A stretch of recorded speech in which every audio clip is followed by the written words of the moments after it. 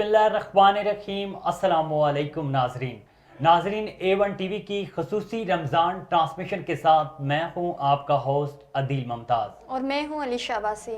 नाजरीन, आज 22वां रोज़ा है और उम्मीद करता हूं कि आप सब लोग खैरियत से होंगे और अपनी इबादत खूब कर रहे होंगे। नाजरीन, रमज़ान का महीना एक ऐसा महीना है जिसमें आप बहुत सारी इबादत कर सकते हैं और इन इबादत का सवाब रमज़ान में 70 गुना ज़्यादा होता है। इस रमज़ान में अपने चाहने वालों के लिए दुआ करें कि अल्लाह ताला उनको सलामत रखे और जिन आमीन। लोगों के घरों के चूल्हे ठंडे पड़े हैं ताकि अल्लाह ताला उनके चूल्हे आबाद करे, उनका घर का सिस्टम जो है वो चलता रहे। गरीबों का ख्याल रखें और अपने पड़ोसियों का ख्याल रखें और उनकी हर ज़रूरत का ख्याल रखें और जितनी आप कर सकते हैं इस्तिताअत के मुताबिक दूसरों की मदद करें। नाज़रीन, आज का जो हमारा मौजू है ये है गलत फहमी कि गलत फहमी क्या है और क्यों हो जाती है। गलत फहमी और शक में क्या फ़र्क है। तो मैं आज शुरू से अलीशा के पास जाऊंगा और अलीशा से पूछूंगा कि अलीशा, आपकी नज़र में गलत फहमी क्या है और आपकी ज़िंदगी के अपने तजुर्बात जो हैं उनके मुताबिक गलत फहमी क्या होती है। बिल्कुल अदील, सबसे पहले तो आपने बहुत अच्छी दुआ की कि अल्लाह ताला हर गरीब और मोहताज जो भी किसी चीज़ के मुस्तहिक हैं, अल्लाह ताला इस रमज़ान मुबारक के सदक़े उनकी मदद फरमाए और उन पे अपना साया हमेशा कायम रखे। आमीन। और जैसे हमारा आज का जो टॉपिक है कि गलत फ़हमी के बारे में हम लोगों ने बात करनी है, तो गलत फ़हमी एक शक ही होता है इंसान के दिल में जो नासमझी होती है, जो जिसे वो समझ नहीं पाता। आपस में गलतफ़हमी के पैदा होने की बहुत सी वजूहात होती हैं, जिनमें से अहम होता है कि दूसरों पर हद से ज़्यादा एतबार कर लेना। जब इंसान दूसरे पे बहुत ज़्यादा एतबार कर लेता है तो बाज़ दफ़ा कोई ऐसी बात आ जाती है जिसमें इंसान उस पर गलतफ़हमी का भी शिकार हो जाता है कि नहीं, हमने वो बात की थी लेकिन ये बात इस तरह से हुई है।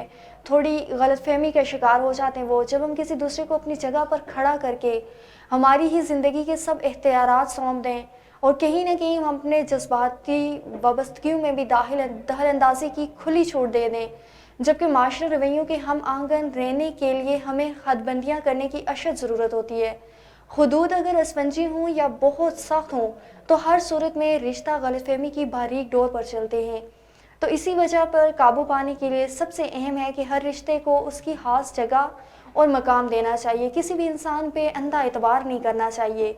आप अपनी अक्ल समझ बूझ को पसे-पुश डालने लग जाएं। उसकी बहुत बड़ी वजह हसद है कि अगर किसी से आपकी ख्वाहिश बर्दाश्त नहीं हो रही या आप बहुत ज़्यादा तरक्की कर रहे हो, तो वो तरक्की आपसे बर्दाश्त दूसरे बंदे से बर्दाश्त नहीं हो रही आपकी, तो ऐसे अंदाज में मामलात आपके सामने रखना चला जाए कि आपको वो सब सच लगने लगता है कि जो बार बार आपको सच बनाकर बताया जा रहा होता है कि इसके लिए भी हल यही है। अपने अंदर की तमाम हसायात को हर वक्त मुतहर्रिक रखें ताकि इर्द गिर्द जो भी हो रहा हो इसे बेहतर अंदाज में परखने की सलाहियत मौजूद हो आपके अंदर। इसके साथ साथ ख़ुद पर मुकम्मल एतबार रखें ताकि कोई आपको किसी दूसरे के बारे में कुछ भी कहे, अपने अंदाज में इसे जांच लो आप। अलीशा, आपने बड़ी अच्छी बात की आज गलतफहमी के हवाले से कि किसी पर अंधा एतमाद नहीं करना चाहिए। हो सकता है कि वो आपका एतमाद को ठेस पहुंचाए तो उससे बहुत ज़्यादा दुख होता है। नाज़रीन, गलतफहमी और शक क्या होता है। गलतफहमी इंसान की नासमझी होती है और किसी चीज़ की वो तह में नहीं जाता, वो किसी की बातों पर एतबार कर लेता है। और शक वो होता है कि शक आप अपने आप के तौर पर किसी के बारे में आप जज करना शुरू कर देते हैं कि यार ये वो काम कर रहा है, ये उसके अंदर खामी है, आप उस चीज़ के यकीन नहीं होता। तो इस्लाम में भी शक से मना किया गया है कि शक किसी पर नहीं करना चाहिए जब तक आप उसके बारे में मुकम्मल आपको इन्फॉर्मेशन या मालूमात ना हो। और गलतफहमी एक ऐसी होती है कि जो गलतफहमी और रिश्तों को आपस में जुदा कर देती है। गलतफहमी की वजह से ना सिर्फ आप अपने चाहने वालों से दूर हो जाते हैं बल्कि आपकी फैमिलियां और दीगर रिश्तेदार और घर वाले भी आपसे छोटी सी गलती की वजह से वो आपसे दूर हो जाते हैं। तो कोशिश यही करनी चाहिए कि जो आपके दिल में गलतफहमी हो या कोई तीसरा बंदा वो गलतफहमी डाल दे तो उस चीज़ को अगर उस पहले बंदे से जो शिकायत हो आप उससे खुलकर बात करें और इस चीज़ को ख़त्म करने की कोशिश करें, कि बजाय इसके कि गलत फहमियाँ बढ़ते बढ़ते आप उस शख्स से हमेशा के लिए जुदा हो जाए। जुदा हो जाएं। तो कोशिश ये करनी चाहिए कि आपको गलतफ़हमी नहीं पालनी चाहिए, और गलतफ़हमी का अगर थोड़ा सा भी शक हो जाए कि गलतफ़हमी है, अगर कोई बात अब अगर आपको किसी के ज़रिए पता चलती है और आपको पता चलता है कि यार वो बंदा बात तो नहीं कर सकता लेकिन चलो मैं मान लेता हूँ कि उसने बात की होगी, तो इस चीज़ को भी ख़त्म करना चाहिए। आप उस बंदे से आप बात करें, तस्दीक के लिए इस बात का करें। और ख़वातीन में भी अक्सर ये गलतफ़हमियाँ होती हैं, वो अपने शोहर या अपने जो जिसके साथ उसकी रिश्ता इज़्वाज में मुंसलिक होना है तो उसके साथ भी उसकी गलतफ़हमी हो सकती है। वो उस पर कोई पहले से ही वो कोई गलतफ़हमी का वो शिकार हो जाता है इंसान, और पहले से ही कोई ऐसा शक करना शुरू कर देता है जिसकी वजह से वो रिश्ते जो होते हैं वो वक्त से पहले टूट जाते हैं। बिलअमूम ख़वातीन में पाई जाने वाली अदम तहफ़्फ़ुज़ का एहसास, जब ऐसा महसूस हो कि हमारी अहमियत कम हो जाएगी या हमें अपने मामलात से अलग कर दिया जाएगा, तो इस वक्त सबसे आसान ये लगता है कि जिससे दूसरा शख्स करीब तरीन हो रहा है उससे दूर कर देता है, ताकि हम ही अहम रहें या हमारी बात को अहमियत दी जाए। नाज़रीन, अक्सर ये होता है कि बंदा जब ख़वातीन ये समझती हैं कि कोई किसी बंदे को अगर कोई और उसके साथ वो ज़्यादा कर रहा है तो उसके अंदर दूरी पैदा करने की कोशिश की जाती है, बजाय इसके कि उसको गलतफ़हमी को ख़त्म किया जाए, उस बंदे को पास बिठाकर उसके बारे में कोई बात की जाए। लेकिन अक्सर ऐसा आजकल के दौर में ऐसा नहीं होता, और इस किस्म के रवैये की सबसे बड़ी वजह खुद एतमादी की कमी है कि आपको बंदे को खुद पर यकीन नहीं होता। आपको इस चीज़ पर यकीन नहीं होता कि आया कि मैं उस बंदे पर कितना एतबार करता हूँ और या कितना एतबार करती हूँ, उस पर खुद को ना अपने आप पर एतमाद नहीं होता। अगर हमें खुद पर एतमाद हो तो किसी के लिए हमारी बात गैर आम होना सानवी हो जाता है। नाज़रीन, अगर आपको किसी पर एतबार होता है, एतमाद होता है, और इसके बारे में अगर आपको कोई गलतफहमी पैदा हो जाती है, अगर आपको ज़्यादा एतबार है उस पर और मुकम्मल दिल व जान से एतबार है, तो फिर उस चीज़ की कोई अहमियत नहीं रहती, चाहे कि वो बात अगर आपको किसी के ज़रिए पता चल जाए या आप किसी के ज़रिए सुन लें। अक्सर ऐसे कहा जाता है ना कि दीवारों के भी कान होते हैं, आप कहीं गुजर हैं, आपको कोई बात ऐसी हल्की से आपके कान तक पहुंच जाती है और आप इस चीज़ को वो कर लेते हैं, ज़हन में रख लेते हैं। नाज़रीन, गलतफहमी का एक और मैं आपको बताऊं कि गलतफहमी ये होता है कि अगर कोई ऐसी बात एक किसी के साथ आप कर रहे हैं, किसी बंदे का नाम लेकर कर रहे हैं, और जब आप किसी बंदे का नाम लेते हैं तो दूसरा बंदा या जिस बंदे ने कोई बात सुनी होती है वो नाम नहीं सुनता, वो अगली बात सुन लेता है, तो इसकी वजह से भी गलतफहमी हो जाती है।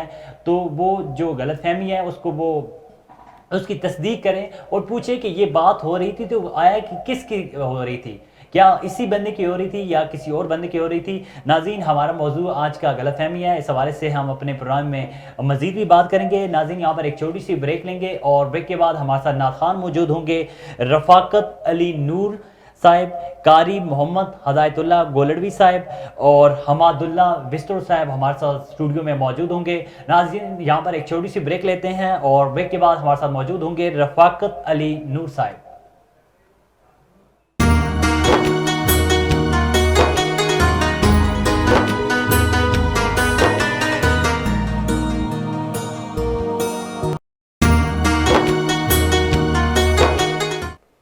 वेलकम बैक नाजरीन, आपको रमज़ान ट्रांसमिशन में खुश आमदीद कहते हैं। नाजरीन, ब्रेक से पहले हम गलतफहमी और शक के मौजू के हवाले से बात कर रहे थे। नाजरीन, हमारे साथ स्टूडियो में मौजूद हैं रफ़ाकत अली नूर नात खान, इनको अपने प्रोग्राम में खुश आमदीद कहते हैं। रफ़ाकत अली साहब, आपकी तशरीफ़ आवरी का बहुत शुक्रिया। अब अपने प्रोग्राम में खुश आमदीद कहते हैं। कैसे हैं आप, ठीक हैं? जी अल्हम्दुलिल्लाह। अच्छा रफ़ाकत साहब, आज आप अपना खूबसूरत कलाम, जो पसंदीदा कलाम हो, जो आपने बहुत दफ़ा पढ़ा हो और आप ये समझते हैं कि ये कलाम मेरा पसंदीदा है, तो आप पढ़ें। हाँ, पढ़ना कसीदा हक दे वलीदा, पढ़ना कसीदा हक दे वलीदा, मिलके सुना हो सारे सुना हो,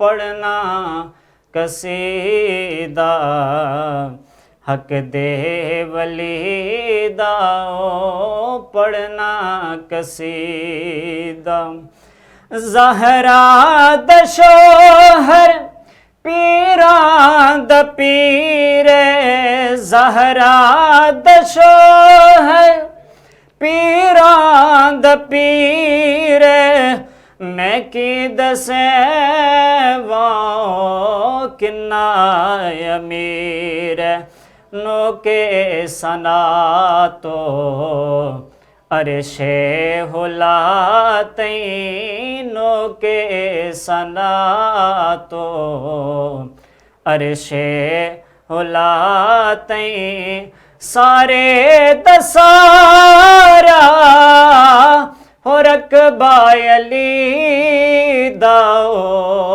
पढ़ना कसीदा हक दे वली दाओ पढ़ना कसीदा हक दे वली दाओ पढ़ना कसीदा झुकिया में दरते बन के सवाली इज्जत मिली है ओ जग तो निराली इज्जत मिली है ओ जग तो निराली पी लो गया खन मैनू कलंदर सदिया मगर मैं अली दी गली दाओ पढ़ना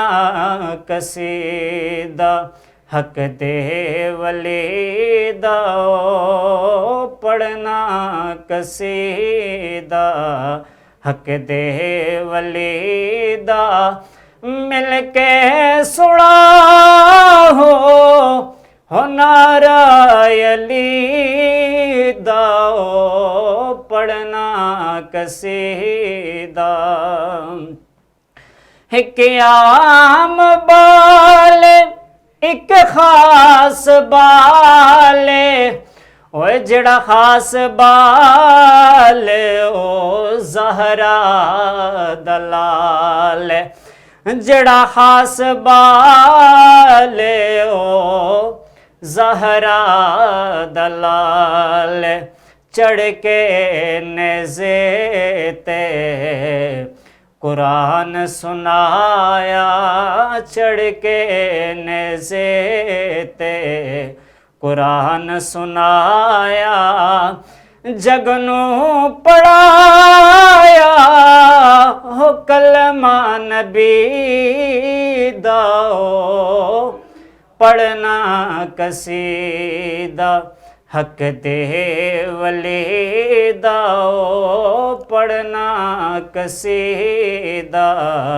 हक दे वली दा मिल के सुना हो नारायली दाओ पढ़ना कसीदा। माशाल्लाह माशाल्लाह सुभान अल्लाह। रफ़ाकत अली नूर साहब बहुत ही खूबसूरत आवाज़ में आकाए दो जहां सल्लल्लाहु अलैहि वसल्लम पर दुरूद व सलाम पेश कर रहे थे। रफ़ाकत अली नूर साहब आपकी तशरीफ़ आवरी का बहुत शुक्रिया। अल्लाह ताला आपको सलामत रखे, आप ज़िंदगी के हर मैदान में इसी तरह कामयाबी के साथ आगे बढ़ते रहें। नाज़रीन यहाँ पर एक छोटी सी ब्रेक लेंगे और ब्रेक के बाद हमारे साथ मौजूद होंगे कारी मोहम्मद हदायतुल्लाह गोलड़वी साहब।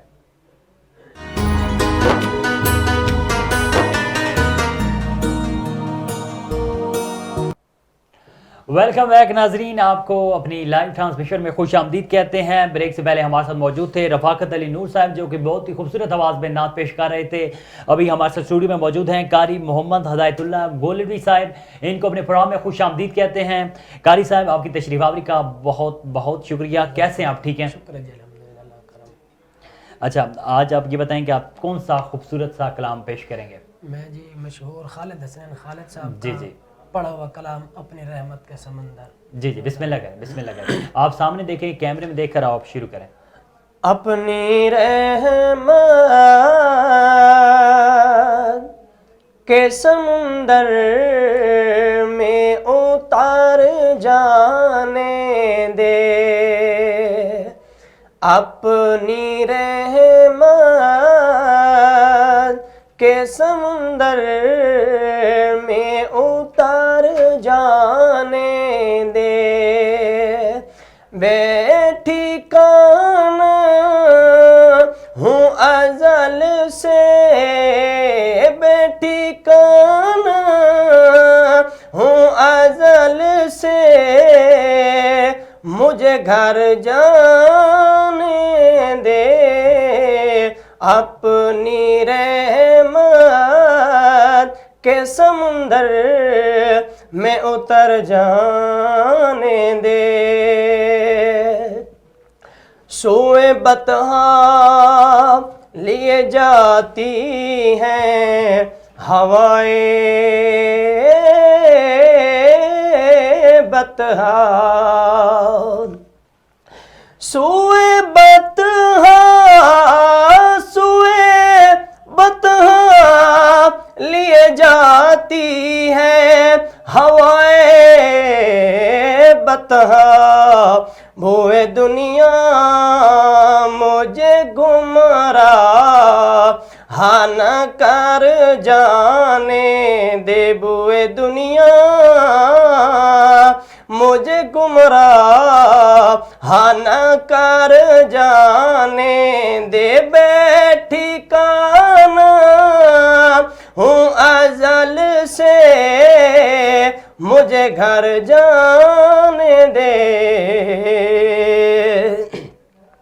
मौत पर मेरी शहीदों को भी रचकाएगा,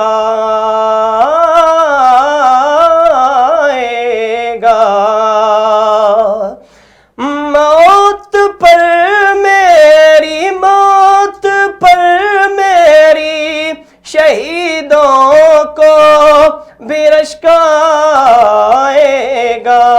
अपने कदमों प्यारे कदमों से लिपट कर मुझे मर जाने दे। बेठिकाना हूँ अज़ल से, मुझे घर जाने दे। ख्वाहिशें ज़ात बहुत साथ दिया है तेरा, ख्वाहिशें ज़ात बहुत साथ दिया है तेरा, अब जिधर मेरे मोहम्मद है उधर जाने दे, अब जिधर मेरे मोहम्मद है उधर जाने दे। बेठिकाना हूँ अज़ल से, मुझे घर जाने दे। रोक रिज़वान न मुज़फ़्फ़र को दरे जन्नत पर,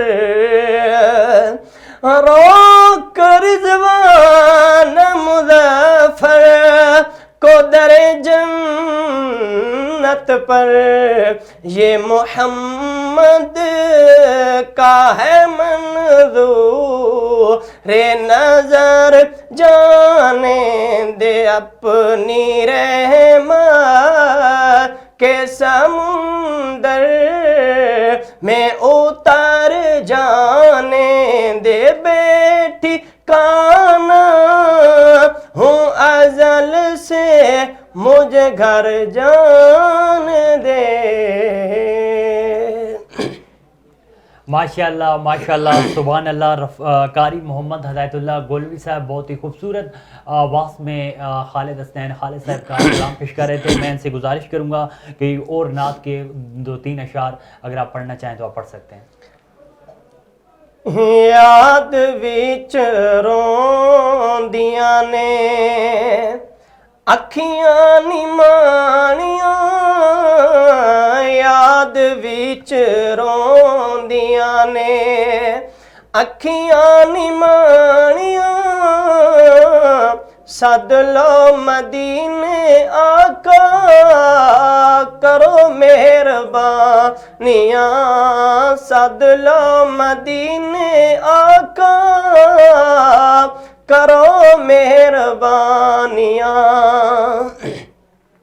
सारी कायनात दा खजीना मिल गया है अल्लाह दी सो जिन्नू मदीना मिल गया है रोजे दे कोल बह के उन मौज मारियां सद लो मदीने आका करो मेहरबानियां साडा ते नियाजी हो दीन ते ईमाने प्यार सोने मदनी दा इबादतां दी जान है बाकी सब गल्लां में किसे ते कहानियां सद लो मदीने आका करो मेहरबानियां याद विच रोंदियां ने अखियां निमाणियां सद लो मदीने आका करो मेहरबानियां।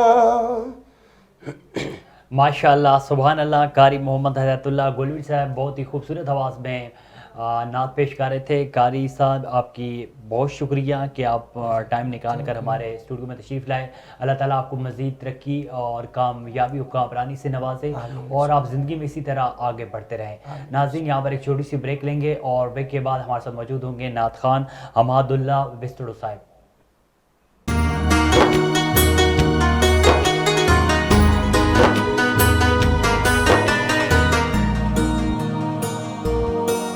वेलकम बैक नाजरीन। ब्रेक से पहले हमारे साथ मौजूद थे कारी मोहम्मद हदायतुल्लाह गोलवी साहब। उन्होंने बहुत ही खूबसूरत आवाज़ में नात के कलाम पेश किए। नाजरीन अभी हमारे साथ स्टूडियो में मौजूद हैं हमादुल्लाह विस्तड़ो साहब। इनको अपने प्रोग्राम में खुश आमदीद कहते हैं। हमादुल्लाह विस्तड़ो साहब आपकी तशरीफ़ आवरी का बहुत बहुत शुक्रिया। कैसे हैं आप? ठीक हैं जी ठीक। आज आप खूबसूरत सा कलाम जो आप पढ़ना चाहें, जो आप समझते हैं कि ये मेरा पसंदीदा कलाम है, आप शुरू करें। बिस्मिल्लाह करें आप। मैं सिंधी में नात पढ़ना चाहता हूँ। जी जी। सल्लल्लाहु अलैका या रसूल अल्लाह वसल्लम अलैका या हबीब अल्लाह। तुझे सुहाग्या सरदार सजण ठाए हुस्न वरने खाधी हार सजण तुझे सुहाग्या सरदार सजण ठाए हुस्न वरने खाधी हार सजण तुझे सुहाग्या सरदार सजण। तुझे हुस्न जी के सा भेट कया सचु चंद्र के कीन तुझे मिसल चवा। तुझे हुस्न जी के सा भेट कया सचु चंद्र के कीन तुझे मिसल चवा। कायनात सजिया में कौन लहा कायनात सजिया में कौन लहा तुझो जोड़ जानी जिन सारा सजण तुझे सुहाग्या सरदार सजण ठाए हुस्न वरने खाधी हार सजण तुझे सुहाग्या सरदार सजण।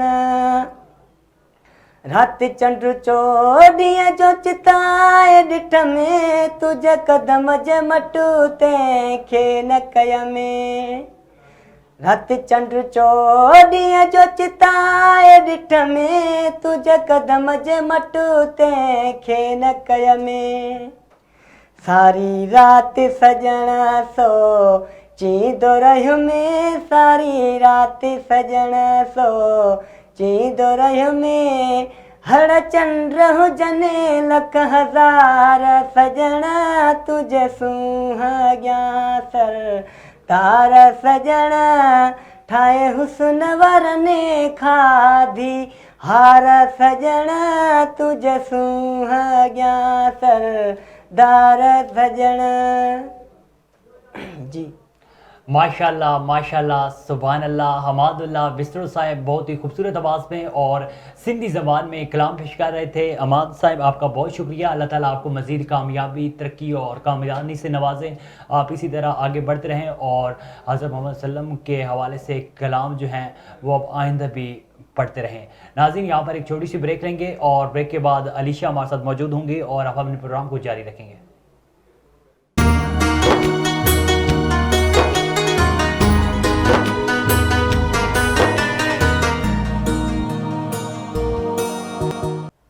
वेलकम बैक नाज़रीन, एक दफ़ा फिर से आपको रमज़ान स्पेशल ट्रांसमिशन में खुशामदीद कहते हैं। ब्रेक पे जाने से पहले हमारे साथ मौजूद थे हमादुल्लाह विस्त्रो साहब, जो कि बहुत ही खूबसूरत अंदाज में नबी पाक सल्लल्लाहु अलैहि वसल्लम पर दुरूद इब्राहिमी भेज रहे थे।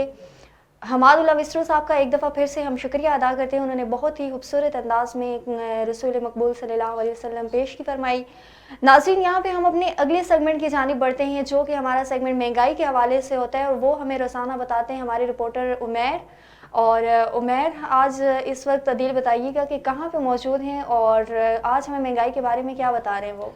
जी अलीशा, हम अपने सेगमेंट में महंगाई और मार्केट की सूरत हाल के हवाले से कुछ बातें भी अपने देखने वालों के साथ शेयर करते हैं। राना उमैर हस्ब मामूल आज एक मार्केट में टेलर शॉप दर्जियों के पास मौजूद हैं और उनके काम के बारे में जान रहे हैं कि ईद भी करीब है और महंगाई भी बहुत ज़्यादा है। क्या इस ईद पर भी उनके पास उतना ही रश है जितना कि पहले होता था या नहीं, और ईद की गहमा गहमी के हवाले से भी, और लोग उनके पास कपड़े सिलवाने के लिए आ रहे हैं दर्जियों के पास या नहीं। तो अलीशा, चलते हैं फिर उमैर की जानिब। बिल्कुल जी, उमैर की जानिब चलते हैं और देखते हैं कि आज वो हमें क्या बता रहे हैं कि किस तरह, मतलब कितनी महंगाई हो चुकी है कि दर्जी किस तरह क्या रेट पे आजकल जो है वो ईद के कपड़े जो सिलाई किए जा रहे हैं। तो उमैर, बताइएगा हमें कि आप कहाँ पे मौजूद हैं और क्या सूरत हाल है। जी बिल्कुल, मैं इस वक्त अपारा मार्केट में मौजूद हूँ। मेरे पीछे आप देख सकते हैं, कुछ सोच रहे होंगे कि आज ये कपड़े शपड़े क्यों हैं, कटिंग क्यों है। वो इस वजह से है क्योंकि रमज़ान का सबसे ज़्यादा रश और सीज़न जो है वो एक टेलर के पास होता है। वो काफ़ी इस महीने को एंजॉय भी करता है काम ज़्यादा होने की वजह से, और क्योंकि सबसे ज़्यादा जो है वो इस महीने का सीज़न जो है वो दर्जियों के पास होता है। पूरा महीना इनकी बुकिंग जारी रहती है, लेकिन 20वें 21वें रोज़े के बाद जो है वो इनकी बुकिंग जो है वो ख़त्म हो जाती है क्योंकि कपड़ों की तादाद सिलाई करने वालों की बढ़ जाती है। इनसे बात करते हैं कि इस महंगाई के दौर में जब इनके पास कपड़े सिलाई के लिए लोग आते हैं, ख़वातीन आती हैं, मर्द आती हैं, क्या कुछ महंगाई का गिला करते हैं और कितने एक सूट के हिसाब से कितनी सिलाई में इजाफ़ा हुआ पिछले साल की निस्बत, इस साल की निस्बत, या 2 साल पहले की अगर बात की जाए तो उसमें क्या रेट था एक सूट का। आइन से बात करते हैं। अस्सलाम वालेकुम। जी वालेकुम सलाम सर। पिछले साल का जो रेट था वो 1200 रुपया था। अभी जो नेक्स्ट जो इस साल का रमज़ान का जो रेट है वो है तकरीबन 1400 और 1500 रुपये इधर ले रहे हैं। अच्छा। और जो भी कस्टमर आता है यहाँ पर हमें गिला शिकवा करता है, आपकी सिलाई बहुत ज़्यादा है, बहुत ज़्यादा सिलाई है, इस वजह से बस कस्टमर परेशान हो जाता है। फिर भी वो सूट दे जाते हैं लेकिन हम सिलाई भी कर देते हैं, लेकिन ज़्यादातर कस्टमर बहुत ज़्यादा गिला शिकवा करते हैं कि सिलाई बहुत ज़्यादा है। नीचे जो मार्केटों का रेट है वो तकरीबन 2500, 2800 और 3500 रुपये तक है पर सूट का स्टिचिंग वो नीचे लेते हैं। जो ऊपर है हम इधर जो कस्टमर अबल तो आता भी नहीं है, जो भी आता है वो भी तल्लुक और दुआ सलाम वाला आता है। अच्छा। तो हम उससे काम ले, नया कस्टमर हमारे पास बिल्कुल नहीं आता, जो हमारे कस्टमर बने हुए हैं वही हैं। अच्छा। तो ऊपर का जो रेट की निस्बत है वो भी हम बिल्कुल क्लोज, हमारा इतना ज़्यादा रेट नहीं है। फिर भी कस्टमर लड़ाई झगड़ा बातें भी करते हैं, फिर भी काम भी दे जाते हैं, हम बना भी देते हैं और ले भी जाते हैं, गिले शिकवे भी करते हैं। कहते हैं महंगाई का ज़्यादा है, हमारे भी मसले होते हैं, दुकान के किराए भी होते हैं, बहुत ज़्यादा किराए हैं और बिजली के बिल हैं वो बहुत ज़्यादा आते हैं, बहुत ज़्यादा है। पहले जो 5,000 बिल आता था अभी वो हमारा 15,000 रुपये का हो गया है, डबल हो गए। इस वजह से हमने 200 रुपया ऊपर किया नीचे मार्केट की। हम तो ऊपर हैं, इधर दूसरे फ्लोर पर है, फिर भी हमारे साथ कस्टमर लड़ाई झगड़ा करते हैं, कहते हैं यार आप लोग बहुत ज़्यादा सिलाई लेते हैं। जो नीचे के हैं वो उधर तो बहुत ही ज़्यादा सिलाई है, उधर कस्टमर सिलाई दे देता है, ऊपर जब आता है इधर हमारे साथ लड़ाई झगड़ा करता है। अच्छा, आपने ये बात की है कि मतलब नीचे जो है वो 2400 से 2500 है और आपका 1400 से 1500, मतलब 7-8 हज़ार का फ़र्क है। तो कस्टमर जो है वो 2500 की बजाय बहस नहीं चल रही, उनकी 1400-1500 के रेट में बहस चल रही है। तो ये क्या है, कुछ क्वालिटी का है या फिर क्या? क्योंकि 2500 अगर देखें और 1400 देखें, 1100 नीचे वाली दुकान का फ़र्क है। अगर ऊपर आए तो ज़्यादा बेनिफिट नहीं है? नहीं, ऊपर भी है अल्हम्दुलिल्लाह, हमारी स्टिच भी अच्छी है, हमारे कारीगर भी अच्छे हैं, कारीगरों को रेट भी अच्छा देते हैं हम, तो बेहतरीन सिलाई है। नीचे वालों की वही सिलाई है, उससे तो हमारी भी बेहतर अच्छी सिलाई है अल्हम्दुलिल्लाह। अल्हम्दुलिल्लाह, शुक्र है अल्लाह का कि उनसे हमारी स्टिच अच्छी है। लेकिन वो नीचे बैठे उनके 50-50, 60-60, 70-70 हज़ार उनके किराए हैं, लेकिन हमारे हम ऊपर भी हैं, कम से कम 20-25 हज़ार रुपये हम भी किराया देते हैं, लेकिन कस्टमर को रिलीज़ देते हैं कि हमारे पास कस्टमर आए, इतनी स्टिच है और मटेरियल भी अच्छा लगाते हैं। कोई 2 नंबरी काम हम नहीं करते, सब काम हमारा सही बेहतरीन होता है सही। अच्छा, बात की जाए आपके काम की तो क्या टाइमिंग है रमज़ान से हट के? और अब रमज़ान में तो ज़ाहिर है आपका सीज़न है अफ्तारी के हिसाब से, बाकी नाइट की, और साथ ही आपने हुकूमत से क्या पैगाम देना है? हुकूमत को यही पैगाम देना है कि हर चीज़ बहुत महंगी है, बहुत ही ज़्यादा महंगी है। बिजली के बिलों में और गैस के बिलों में भी बहुत ज़्यादा इन्होंने टैक्स और बहुत ज़्यादा ये बिल बेचते हैं। रही हमारी टाइमिंग की बात, तो हमारी टाइमिंग ये होती है, आम दिनों में हम सुबह 8 बजे दुकान खोलते हैं, रमज़ान के महीने में रात 9 से सुबह 4 बजे तक काम होते हैं। अच्छा। पूरा ये बस यही हमारी टाइम टेबल है ये। अच्छा जी, बिल्कुल इनका यही कहना था कि अगर हम ऊपर की बात करें, क्योंकि ये सेकंड फ्लोर पे मैं इस वक्त मौजूद हूँ, तारिक टेलर्स के नाम से ये अपारा मार्केट में इनकी शॉप है। इनका ये कहना था कि नीचे वाली जो दुकानें हैं वो मेन पे, जो हम कमर्शियल की बात करते हैं या नीचे वाले की मेन की दुकानें, तो वहाँ पर सूट जो है वो 2400 से 2500 सिलाई है, और अगर ऊपर आएँ तो 1400 से 1500 पर सूट जो है वो रेट है। तो यही पैगाम है कि हर सूट जो है वो क्वालिटी वाइज इनका यही कह रहे हैं कि ये अगर उनका 2500 पर सूट है तो फिर हमारी क्या मिस्टेक है, हम भी तो वही सूट बल्कि अच्छी स्टिचिंग है, अच्छी क्वालिटी है, अच्छे तरीके से जो है वो सूट सिलाई करते हैं। और हुकूमत की तरफ इनका एक ये बहुत ये नाराज़ दिखाई दी है, क्योंकि महंगाई जो है वो दिन पर दिन बढ़ती जा रही है। इनका भी कसूर नहीं है, अगर ये 1400 से 1500 सिलाई ले रहे हैं तो ये अपनी मेहनत का ले रहे हैं, इनके दुकानों के किराए हैं, इनका अपना खर्चा है, बिजली का बिल है, सब कुछ जो है वो इस सीज़न में, इस महीने में बिजली भी ज़्यादा होती है, बिजली भी दिन पर दिन महंगी हो रही है। और जो इनका यही कहना था कि हमें थोड़ा सा रिलीफ दिया जाए, हमारा हक है ये 1400 से 1500 आम सूट। अच्छा, मैं जाते जाते एक और बात कहूँगा कि इस सीज़न के अलावा हट के पर सूट की क्या सिलाई होती है रमज़ान से हट के, क्योंकि इसमें तो आपका सीज़न काम ज़्यादा होता है ना? रमज़ान से हट के जो हमारी इधर सिलाई है जो, वो आम पक्की 1300 रुपया लेते हैं। अच्छा। क्योंकि गरीब गुरबा इधर लोग आते हैं हमारे ऊपर, अच्छा कस्टमर नीचे मार्केट में होता है, गरीब गुरबा इधर हमारे पास आ जाते हैं तो हम वेलकम भी कर लेते हैं, लड़ते भी हैं लेकिन फिर भी अल्हम्दुलिल्लाह हम वेलकम कर लेते हैं, इज़्ज़त के साथ हमें उनके साथ पेश आते हैं, वो भी इज़्ज़त के साथ पेश आ जाते हैं। बरकैफ ये है कि आम जो दिनों की जो हमारी स्टिच है वो 1300 रुपया है। यह रमज़ान की बात निस्बत ये है कि 200 रुपया हम बढ़ा लेते हैं, कारीगरी भी दे देते हैं, कारीगर को भी देते हैं, और हर चीज़ जो है ना बिल्कुल जी, रमज़ान के हिसाब से इनका यही कहना था कि हमारा काम ज़्यादा होता है, इसलिए आम दिनों की निस्बत 200 रुपये जो है वो पर सूट हमने महंगा किया है, क्योंकि कारीगर ये रखते हैं। इस महीने का सीज़न है, मैंने जैसे पहले ही आपको शुरू में बोला था कि ये सीज़न जो है इनका बहुत ज़्यादा काम होता है, और काफ़ी ज़्यादा नाराज़ दिखाई दिए कुछ रिलीफ़ के हवाले से हुकूमत की तरफ से, और बस इनका यही कहना था कि हमें रिलीफ़ दिया जाए। हमारा मसला नहीं है, हम 1000 रुपये में भी सूट जो है वो सिलाई कर सकते हैं, लेकिन हम आगे से बिजली के बिल कैसे दें, अपना गुजारा कैसे करें। जी, थोड़ी बात और करूँगा। वेलकम बैक नाजरीन, उमैर आपका बहुत बहुत शुक्रिया। आप हमें इस्लामाबाद से आज दर्जियों के पास मौजूद थे और बता रहे थे कि ईद भी करीब है और लोग जो है अपने कपड़े सिलवा रहे हैं या नहीं, और रेट्स पहले जैसे हैं या इस वक्त बढ़े हैं, क्योंकि महंगाई इतनी हो गई है। नई हुकूमत भी बन गई लेकिन महंगाई में कमी ना हुई, और हुकूमत की तरफ से जो रिलीफ दिया जाना था वो भी हुकूमत ने नहीं दिया। उमैर, आपका एक दफ़ा फिर शुक्रिया करते हैं कि आप हमें हमेशा की तरह हमें महंगाई के हवाले से बताते हैं। आपका बहुत बहुत शुक्रिया। नाज़रीन, अभी हम अपने प्रोग्राम के अगला जो हमारा सेगमेंट है वो रोज़ा कुशाई का होता है। तो आज हमें रहीम यार खान से महमूद साकिब सोलंकी बच्चों की रोज़ा कुशाई करवा रहे हैं। तो चलते हैं रहीम यार खान में महमूद साकिब सोलंकी के पास।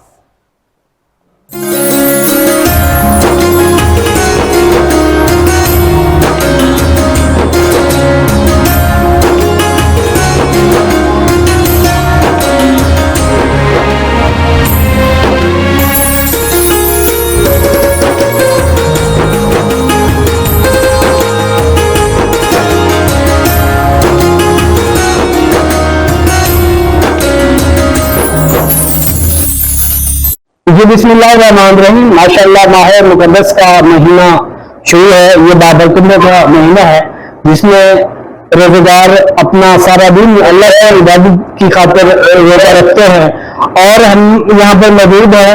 जैसे बड़े रोज़ा रखते हैं उनके साथ छोटे छोटे नन्हे मुन्ने बच्चे भी हैं जो माशाअल्लाह रोज़ा रख रहे हैं। आज ये बच्चा बैठा है, उनको 5 साल रोज़ा था, ये छोटा बच्चा है, इन्होंने 3 रोज़े रखे हैं। तो हमारे साथ एक और नौजवान बैठा है माशाअल्लाह जो माह रमजान के पूरे महीने रोजे रख रहा है। हम उनसे बात करते हैं कि आपको ये माह मुक़द्दस का महीना कैसे लगा और आप कौन कौन सी इबादत को बढ़ाए हुए हैं। जी माशाअल्लाह माह रमजान बहुत अच्छा गुजर रहा है। नमाज पढ़ रहे हैं, कुरान पाक पढ़ते हैं, तरावीह पढ़ते हैं। अल्लाह ताला का एक महीना है और इससे क्या चाहिए हमें, क्योंकि जो मौसम देखो इस मौसम में भी अगर रोजे हम ना रखें तो बदकिस्मती की बात है, क्योंकि ये मौसम बेहतरीन सुभान अल्लाह है। जी माशाल्लाह, जैसा कि उन्होंने कहा कि मौसम भी सुहाना है, प्यारा है, और हम बढ़ चढ़ कर अल्लाह की इबादत कर रहे हैं। ये छोटे नन्हे मुन्ने बच्चे आप देख रहे हैं कि अब रोजे का टाइम होने वाला है अफ्तारी का, तो यहाँ पर अफ्तार का जो सामान है वो भी यहाँ पर रखा हुआ है। अब कुछ ही देर के बाद इंशाल्लाह आजान होगी, ये रोजा अफ्तार करेंगे। ये हमारे साथ नन्हा बच्चा बैठा है, इनसे हम बात करते हैं। आज आप रोजे रख रहे हैं, कैसे लग रहे हैं आपको रोजे रख के? अच्छा लग रहा है। आगे भी आप रोजे रखेंगे? जी बिल्कुल, जैसे उन्होंने कहा कि आगे भी इंशाल्लाह माह रमजान के मुक़द्दस महीने के हम रोजे रखेंगे। तो इनके साथ एक और बच्चा बैठा है जिन्होंने 5 रोजे अपने रखे हैं, और आगे भी उनका इरादा है कि हम और भी रोजे रखेंगे। हाँ भी आप सुनाए, आप भी और रोजे रखेंगे? नमाज भी पढ़ते हैं आप? अच्छा, कितनी नमाजें पढ़ते हैं? पूरे 5 नमाजें माशाअल्लाह। आज माशाअल्लाह आपने ये सुना कि ये 5 वक्त की नमाज की पढ़ते हैं, रोजे भी रखते हैं, अल्लाह की इबादत करते हैं। तो इसी हवाले से हमें इजाजत दीजिए। ओके, अल्लाह हाफिज।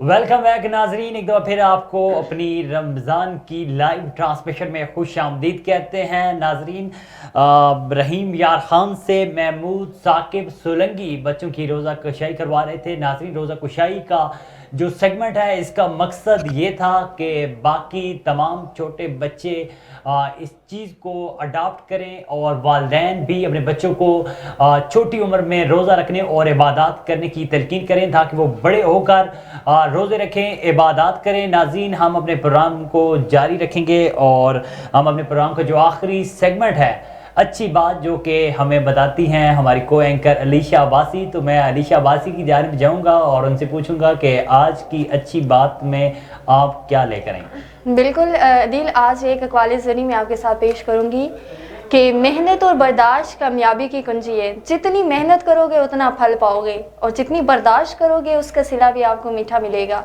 अक्लमंद बोलने से पहले और बेवकूफ़ बोलने के बाद सोचता है, इसलिए कहते हैं कि अकल के साथ काम लिया करें, नकल भी करें और अकल के साथ करें। बग़ैर अमल के इल्म ऐसे है जैसे बग़ैर रूह के जिस्म, इसलिए कहते हैं कि ज़्यादा से ज़्यादा इल्म हासिल करें। हज़रत अली का भी कौल है कि इतना इल्म हासिल करो और उतना ही बांटो भी, ये नहीं कि सिर्फ और चीन जाना पड़े तो आप जाएं। बिल्कुल। एहसान की खूबी ये है कि इसे जताया ना चाहिए। मतलब किसी के ऊपर अगर आप लोग एहसान कर रहे हो, मीन्स किसी की कोई मदद कर रहे हो या किसी मुश्किल में उसका सहारा बन रहे हो आप, तो बाद में ये ना करो कि बाद में उसे जताओ कि भाई मैंने उस वक्त में तुम्हारा मदद की थी, तुम्हारी उस वक्त में मैंने तुम्हारा साथ दिया था। एहसान करो लेकिन जताओ नहीं। रोशनी की उम्मीद रखो मगर उम्मीदों पर ज़िंदगी मत गुजारो। अलीशा, आज आपने बहुत अच्छी बातें की और कहा कि मेहनत और बर्दाश्त कामयाबी की कुंजी है। बिल्कुल, मेहनत तो करनी चाहिए लेकिन बर्दाश्त इंसान के अंदर होनी चाहिए। वक्ती फैसले आपको नहीं करनी चाहिए और वक्त के साथ साथ आपको चीज़ों को बर्दाश्त करना चाहिए और सब्र भी करना चाहिए। और दूसरी बात ये कि अक्लमंद बोलने से पहले और बेवकूफ़ बोलने के बाद सोचता है। ये बात भी बड़ी अच्छी बात आपने की कि अक्लमंद जो होता है वो बोलने से पहले सोचता है। कहते हैं कि बात को पहले तोलो फिर बोलो, और जितनी बात आप अच्छे तरीके से बोलेंगे आप इतनी ही आपकी बात में असर होगा। और कुछ ऐसी बातें जो नहीं की होती और जब आपको कोई ये कहता है कि आपने ये बातें कर ली तो उससे ये लगता है कि अगला बंदा शायद बेवकूफ़ है जो आपकी बात को समझ नहीं रहा। और बाज़ दफ़ा इंसान गलतफहमी का भी शिकार हो जाता है। और आपने थोड़ी देर पहले ही अपना सेगमेंट रखा था कि जी गलतफहमी के शिकार नहीं होना चाहिए।